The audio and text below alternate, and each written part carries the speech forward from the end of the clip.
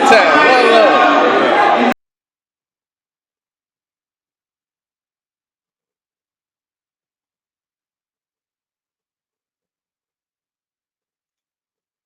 Snoop first album.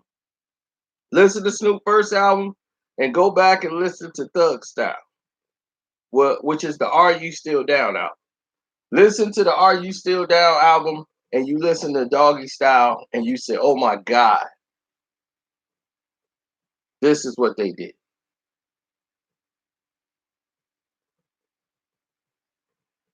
And I see what Snoop was saying. I mean, Pac was saying. Pac was like, they taking my stuff.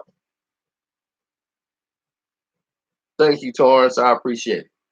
Then he said, yo, we had the thing put up there. Like, we was all welcoming. He wasn't even down with us yet. You know what I'm saying?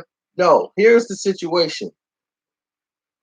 It wasn't no cousin, no Source Awards. After the Source Awards, Pac saw right then and there he needed to reach out. He had a couple of other deals on the table, but only Suge was talking about bailing him out and doing what he needed to do.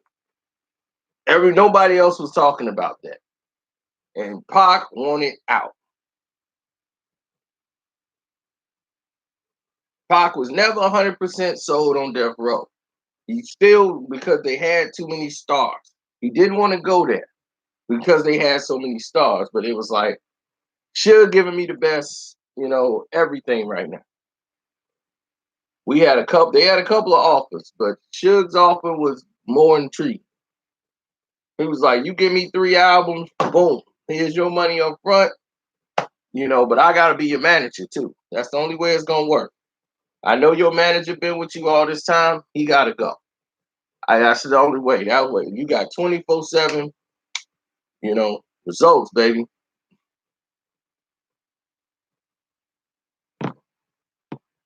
So when he got out, Pac was like, all right, I'm gonna make these songs and I'm gonna go.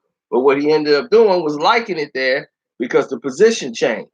Dre gone, Snoop is really on his side, and he kind of fell back in the cut. So now it's Pac's show, and it's him and Suge running. Now what Snoop didn't tell you is Snoop wasn't always happy. Like, we was happy he joined the fam, cause I just fell back.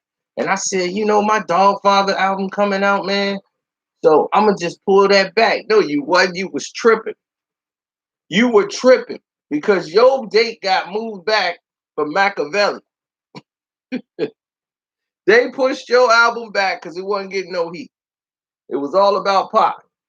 So they pushed the Dogfather album out back because it wasn't really getting no heat. And then they was like, Pac gonna drop another album, this Makaveli album. You were sick. You were mad about that. But before that, let's go to Snoop and his situation in his trial. Snoop had his trial coming up. Snoop was already mad at Death Row because they were doing the same thing to Tupac, like he said they was doing to him. David Kenner wasn't showing him any records about where's his finances, where's anything at that he needed to see for his money.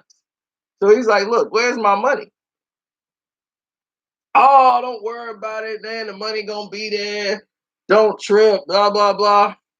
All right. I need to see my money. He never got to see the money.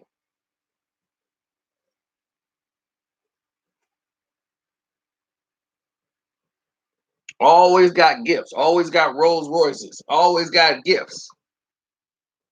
But he couldn't talk because Death Row Records was paying for his trial. So he thought. They made Interscope pay for Snoop trial. That's what Suge did. But according to Snoop, he don't know all this. So all he know is Snoop Dogg, that Death Row is paying for his trial.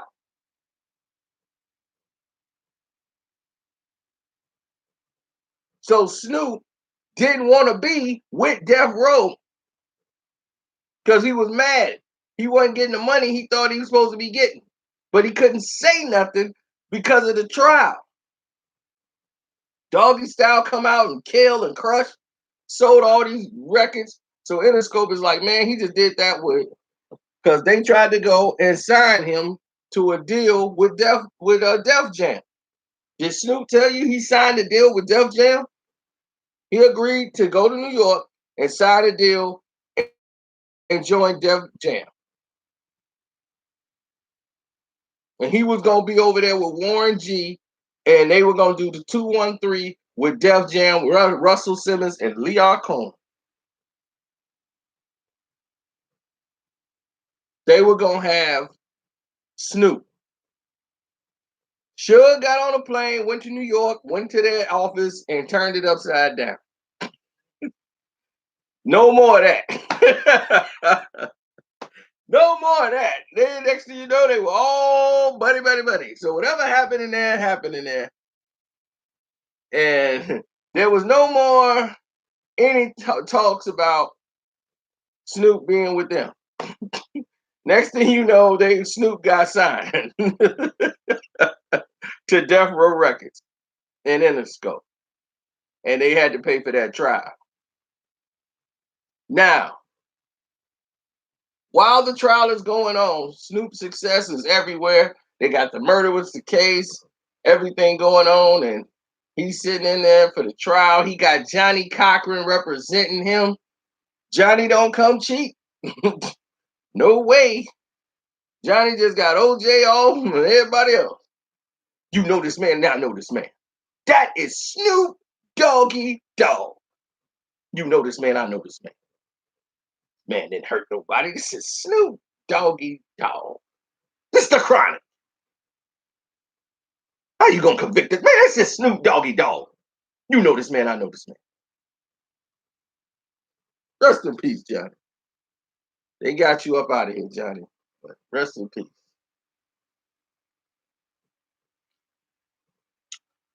Don't forget to hit the like button because we finna undo all these lies or mishap stories that we just heard. Now, he said Daz gave Snoop Pac all his beats. Suge told everybody, stop. Whatever we working on, stop. Suge said, stop. Everybody stop. We gonna give all our stuff to Pac. We gotta get Pac out now. We gonna all the stuff we working on, we gotta get it to Pac. All the beats, everything. So Daz had the most stuff done. When he said Dre gave him California Love, that's what happened. Dre gave him California Love. Dre had 3 verses already done for California Love. And the song was complete. He muted his vocals and put Pac on there. Song took off.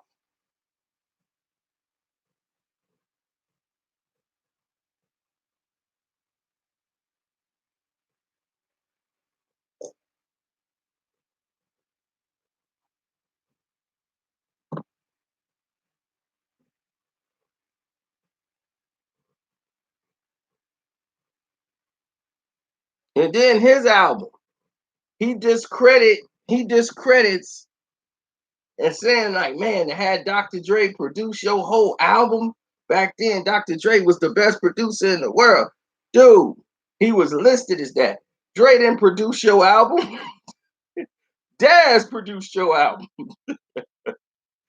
Dude, I mean, come on. Daz, you were way, Snoop, you disrespected your own cousin. How you gonna sit there and say that man did your whole album, Dr. Dre? And you know Daz did 90% of your album. Hell wrong with you, man. Dre did like 2-3 songs. Daz had to go sit in a meeting with Dre and Suge to talk about giving him some money. Because he had to be compensated. Because he the one producing the damn records.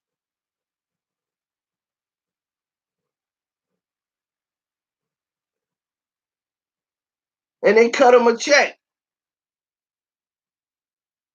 and start paying him. And he wasn't smart enough to realize that He screwed himself out of a lot of money.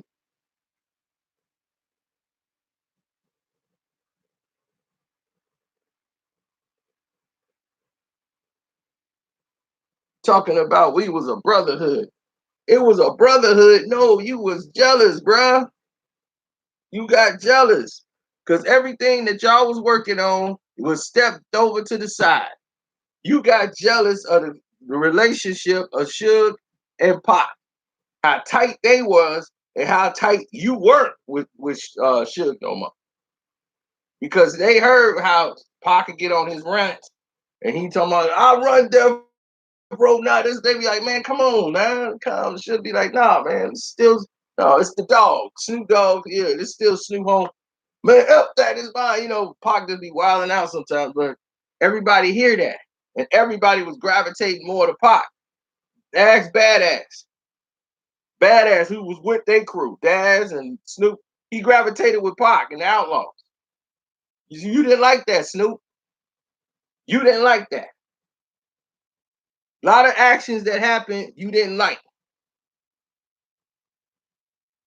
because y'all was repping that blue. Y'all didn't go everywhere with the Death Row crew. Y'all stayed in y'all bunch and was like, look, we don't really roll with them like that. You know, we don't mix. And I understood all that.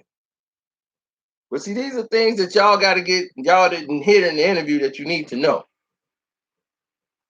Pac was boisterous, and he was jealous because he didn't get the things that Pac got. Pac got his own publishing, and that pissed Snoop off because Snoop signed away his publishing. That's why he can't be Snoop Doggy Dogg. That's why he's Snoop Dogg. He signed away that publishing to Snoop Doggy Dogg. Signed it all away before he even knew what it was. Pac was allowed to have his publishing. That pissed him off because Suge wouldn't give him his, but Pac could have what he want. When Pac got Makaveli Records and he brought him in, like, oh, we're going to do the Death Row East and all this and that, and was giving Pac all that, Snoop was pissed. And don't tell me you weren't, Snoop. You a liar if you say that you wasn't. You were pissed.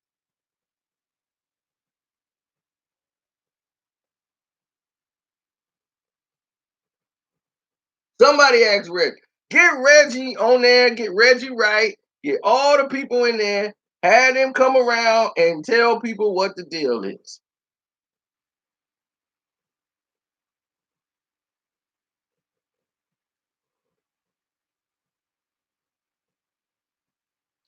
Hey, let Reggie, ask Reggie if I'm lying. Ask Reggie if I'm lying.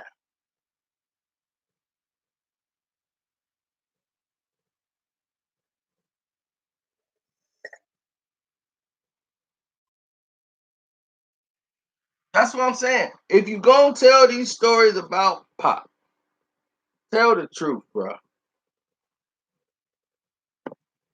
Nobody said you didn't have love for the man, but you know you was ready for it to be about you again. You was like, okay, we did the Pac thing. Pac was rolling and was bringing in all these hits. It was ready for time for you to be. It's time to get behind Snoop, and they wasn't getting behind you. Your album was being pushed to the background, and you didn't like that.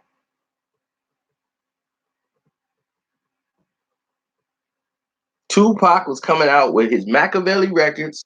He was going to come out with his own artist, distributed through Death Row.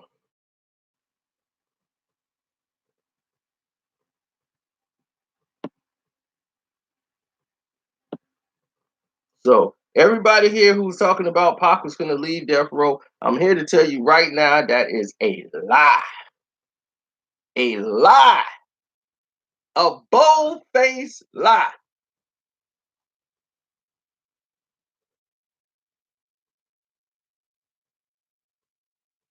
It is a bold-faced lie.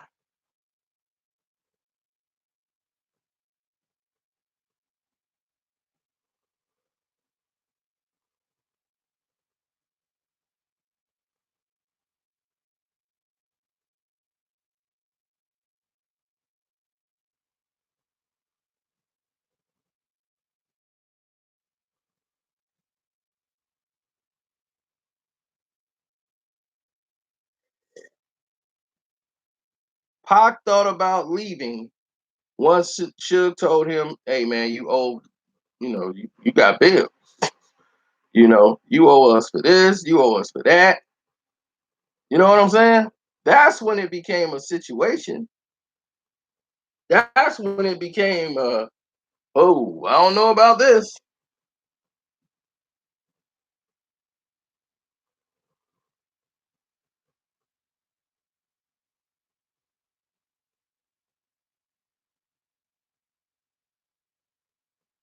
I like how they went and tried to sabotage my live stream. Thank you. I appreciate that.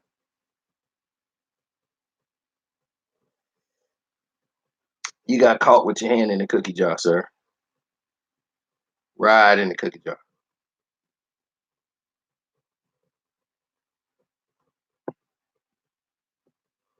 I suspected something foul coming from y'all.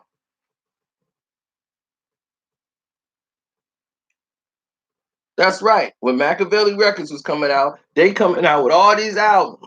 And then the Makaveli album was going to come out, and everybody trying to restructure they dates. And Snoop album was pushed back to the next year. Snoop wasn't happy about that. It got to the point where they weren't even hanging out no more. They weren't really tight like that.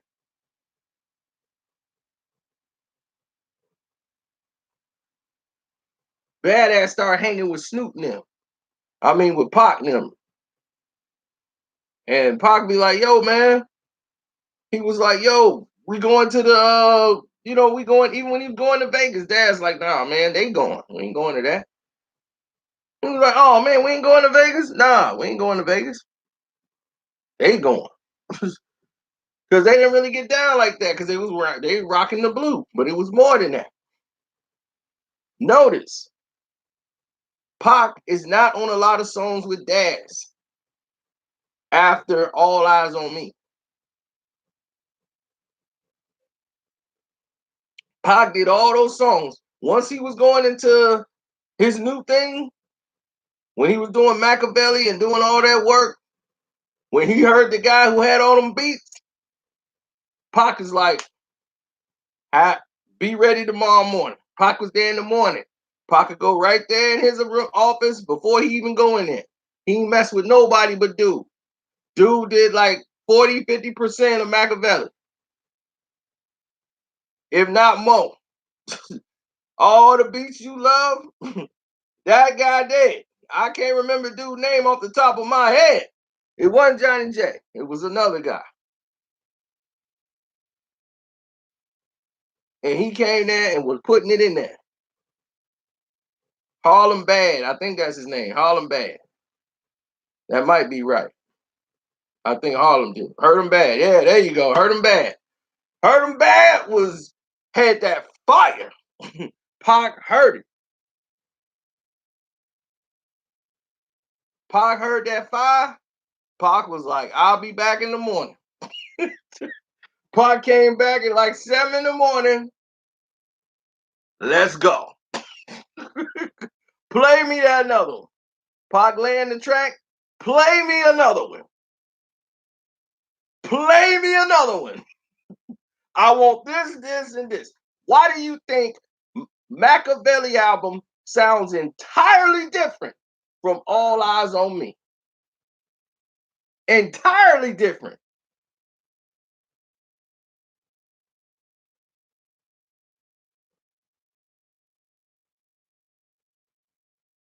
Because that was more of a Tupac album. Makaveli is more of a Tupac album. All Eyes on Me was the commercial album. He really didn't like it that much. I'm gonna tell you that now. Pac was not a big fan of All Eyes on Me album because he had to conform to songs and do them the way he didn't want them to go. He had to do them because of certain producers and everything else. And he will always tell you, he was on it. In every interview, go play. He was like, "Yo, All Eyes on Me did 5 million. I know it wasn't all that, but it sold 5 million." He said just like that. The album wasn't all that. And you know why? Because there was some beats on there that he wasn't really feeling. But because of who the producers was or somebody did it, he knocked it out. Like, all right, they hot, I'm just fresh home. Give me the track, I'll make it work. And he made it work. All Eyes on Me is a classic. He might not have said it was All Eyes, but All Eyes on Me is a classic. Makaveli to me is the dark side. It's like All Eyes on Me dark, but it's more grit. It's more real. It's more who Tupac is on Makaveli. If you ever wanted to find an album that depicts who Tupac is, Makaveli. More than Me Against the World. Me Against the World, a lot of people talk about that. Makaveli. Me Against the World is Tupac before he got hit. Okay? That was before the shoot. This is after. You get both mindsets. Ice T, brother. Ice T on.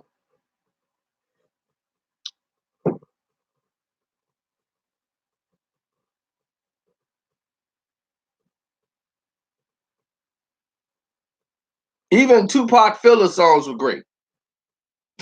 What's your phone number?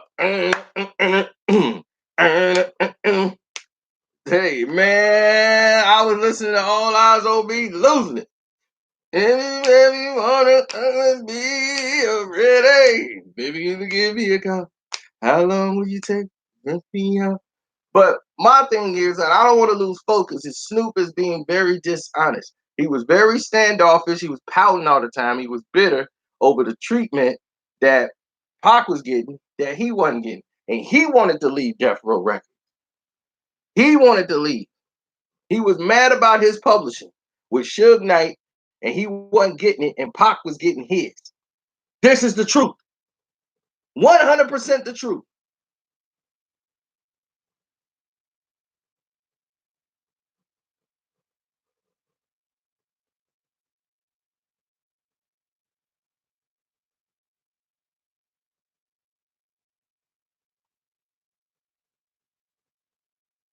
Snoop is one dimensional, man. Why you think he make an album once every 15 years? Snoop is a personality. Snoop has never really said anything that meant anything. Snoop just cool. He Joe Cool. Snoopy. That's why they call him Snoop. In case y'all don't know what Snoopy comes from, Snoop Dogg comes from Snoopy, the Peanuts character. Joe Cool. He was the coolest dog in the neighborhood. He was the coolest thing going. Now I give Snoop his credit. He was at the time, he was like one of the hottest out artists in the world. Then when DOC left, his lyrics went like this. It went to like nothing. No substance, no nothing. It was just done. And the whole man, all you people here, nobody hitting the like button? 500 people? And nobody hitting the like button. Y'all out y'all mind. And don't forget, click the link in the description box, man. Make sure y'all hit the Streamlab up. That's my super chat. Or you can hit me up on the Cash App. The Cash App is Carceno, Karceno.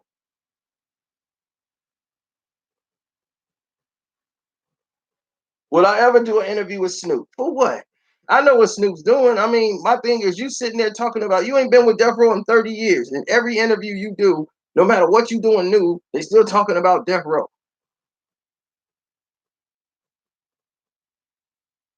Now, if you ask me who's the better artist, Tupac is way a better artist. Snoop is a freestyler. That's how he raps. Yo, it's the SNOOP. He always used to rhyme his name and everything else. He's a better freestyler. I give him credit. He made very interesting songs, different, but he's like the smooth gap band, laid back guy, just kicking a freestyle, conversation rap, just smooth. But if you put him with a writer, somebody who can really help him structure his rhymes to make a dope song, he could do it. But Snoop ain't gonna hold no album no more.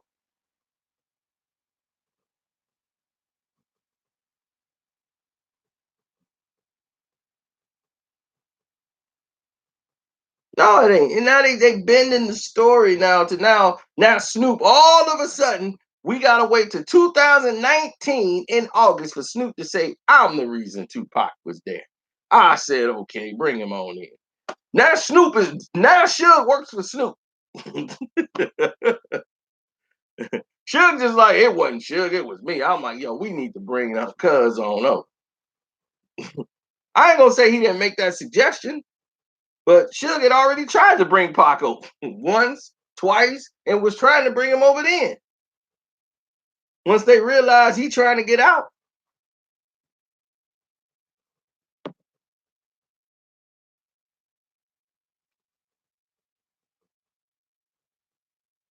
that's really what the whole beef with Puffy was all about. And he was like, man, Pac just didn't like dude. Pac didn't like Puffy because Puff was like, F that dude. We don't need to him nothing that he doing around us. When Pac was in the hospital and everything else, Puffy ain't try to check on him or nothing. And he know Puff ain't had nothing to do with him being hit. But Puff them know the guys that did the situation. They know them. So the whole situation that went down, they knew what was the drop. They knew everything that was going on. They knew the whole situation already in a couple of days. He knew Big ain't had nothing to do with that. His whole thing with Puff is that Big and them blew up.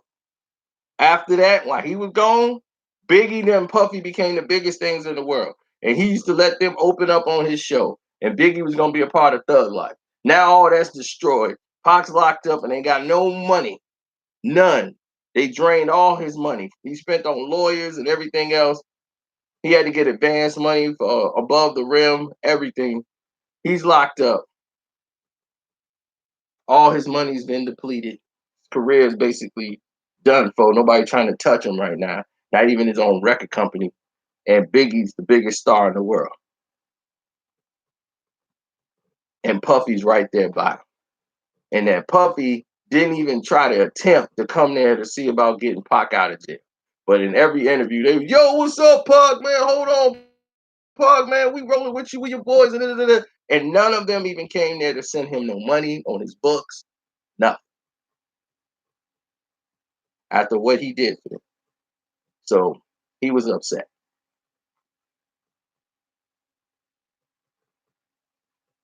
That's what's the real problem he had with Puff. Suge problem with Puff coincided that the fact that Pac didn't like Puff. So now Suge don't like Puff because of a situation that happened with a friend of his. Pac don't like Puff, period. Those two come together. Boom! Brother, yeah, we got a common enemy. Let's go. That's what was the bridging point between the two. You don't like dude, I definitely don't like dude. So yeah, Pac had a lot of jealousy in him. Yes, he was very upset. But Pac is the one that helped bring Big out to the public. He was the one letting Big rock and stay with him out in Cali. Big was gonna be part of Thug Life. And he was like, man, he didn't think that stuff was gonna work out with Puff. He's like, man, I don't know if this stuff real or not, man. He was like, man, look, you come bounce and roll with me. You know why they trying to figure it out? Told y'all you could be part of Thug Life. So it wasn't like Pac didn't know Biggie was dope and he could rap. But Big never crossed him. And he knew that, but he knew he had to destroy that. He was playing a strategy.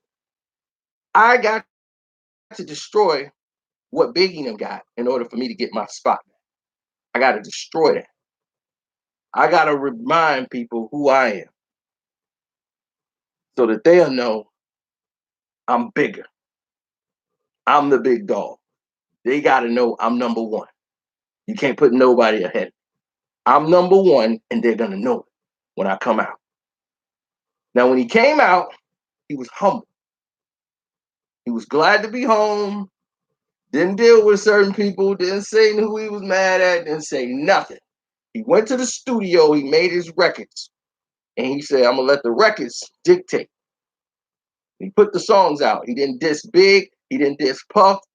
He didn't say nobody's names. He was putting messages in codes. You figured them out. You knew what was going on. But he didn't say nothing. And then once the album sell 5 million records, #1 album, double CD, here comes Hit 'Em Up. Boom! So he didn't come out dissing. He came out on a mission and said, I'm going to show you I can make better records. I'm going to show you that I am that guy.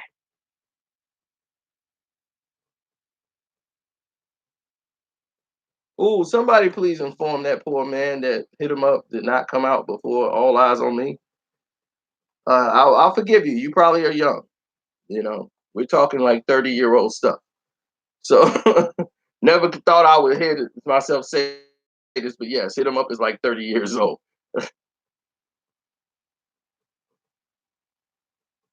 Almost 30. It's like 20.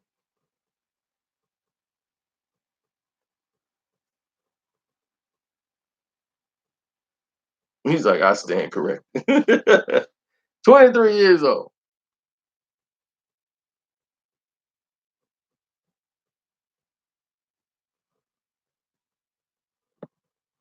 So anyway, that's where it stood at that time.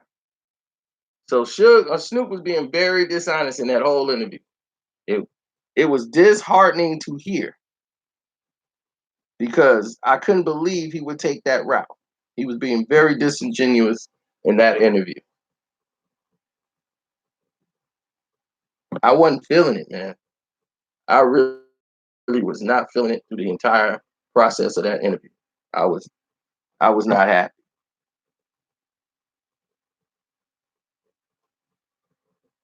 That's why when he went to New York and was like, man, I love everybody, man. I love everybody.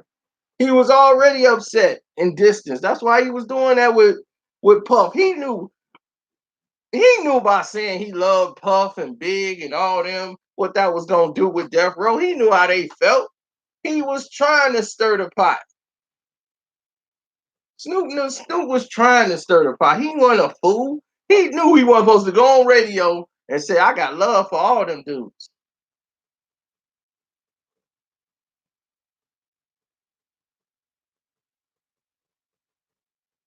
He was in more danger with Suge them than he was with Big them. Even though he finna recently do an interview where he talked about Big and them took a hit out on him and over on the when they did the video from you know New York, New York,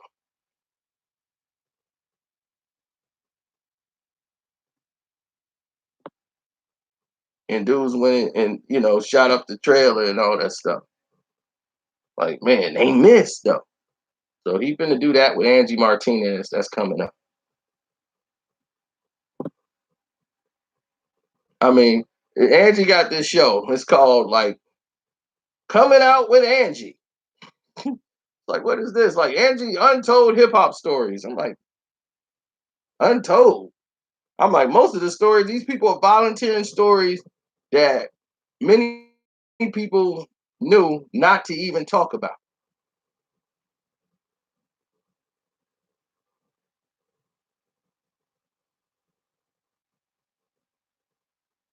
Now I'm like, stuff that I left out of my stories. Then they got Ja Rule finna talk about how he did the concert with the people who DMX thought was going to kidnap him. That's coming up too. Ja gonna talk about I was finna do the Fry Festival. These are the same people that kidnapped John DMX. They didn't kidnap. DMX is in another country. This dude was powerful. He's like, look, I'm gonna pay you $30,000 a day. DMX is all cracked out. He didn't think that he was gonna get the money. He thought these guys was out to get him. So he was we got out of there. We got out of there, man. They were gonna kidnap us. They were trying to keep us there. It was a kidnapping. I'm like,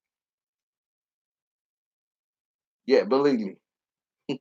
So when you start hearing that and I see that in the clip, I say, oh gosh, here we go. And Ice-T finna talk about how he was gonna put down $1 million on LL Cool J, trying to negotiate putting a hit out on LL. That's nonsense. It was never that high, and I mean, just it's crazy. You gonna hear about it on. Watch this show with Angie when they start rolling out, and you gonna start hearing about it. Ice-T had guys in Cali that was ready to get him. But Ice-T has to admit himself, like it was his own jealousy of LL Cool J. LL ain't did nothing to him. It's just that LL was known as the king of rap, and he was like, this mother. And in that Power album, that was it. It's your boy, Fly Guy Ice-T. You know what I'm saying? Chilling with the Rhyme Syndicate. You know, homeboy, you don't know about this life, man. I ain't a rapper, I'm a hustler. I know how to check a buck.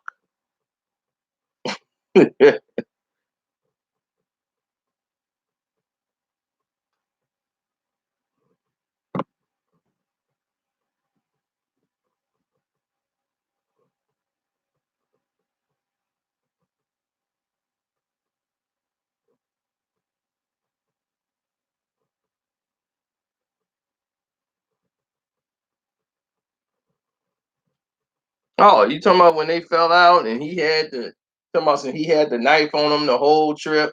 He flew on the plane by himself and his family had to fly on the other flight. They were trying to intimidate him and all that stuff, and he went to sleep.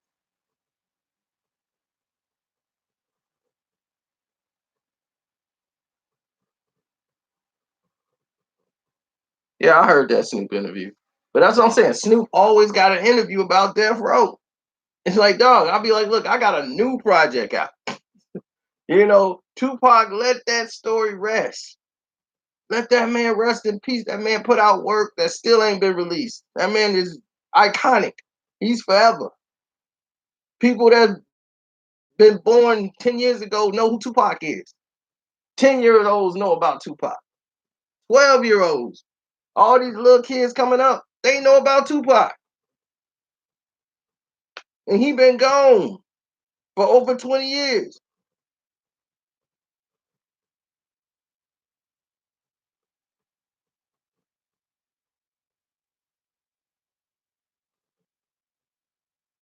Man, you already know it is Mr. HBO.